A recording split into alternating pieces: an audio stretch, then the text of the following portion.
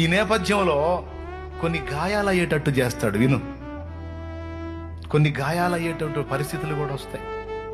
నువ్వేమో ప్రేమ చూపిస్తావు, అవతల వాళ్ళు ఏమో కాటేస్తారు. ఇది జరిగేది.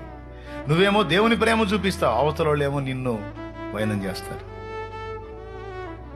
నువ్వేమో దేవుని ప్రేమ చూపిస్తావు, అవతల వాళ్ళు నీ మీద వెళ్ళి విషం కక్కుతూ ఉంటారు, దుష్ప్రచారాలు చేస్తూ ఉంటారు.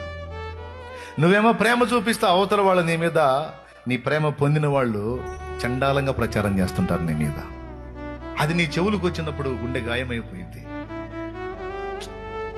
ఏంటి దేవా, నేను ప్రేమ చూపిస్తే ఇంత దారుణంగా మాట్లాడారేంది, ఇంత దారుణంగా ప్రవర్తించారేంది, ఎట్లా తయారైపోయింది ఏందని నువ్వు ప్రేమ చూపించినప్పుడు దానికి ప్రతిగా నీకు కాట్లు ఎదురైనప్పుడు, నీ ద్వారా ప్రేమ పొందిన వాళ్ళు నీకు రివర్స్ గేరేశారు, నీకు శత్రువులుగా మారారు, లేకపోతే నీకు కీడు తలపెట్టారంటే అక్కడ శత్రువు కుట్ర జరుగుతుందని గుర్తెరుగు.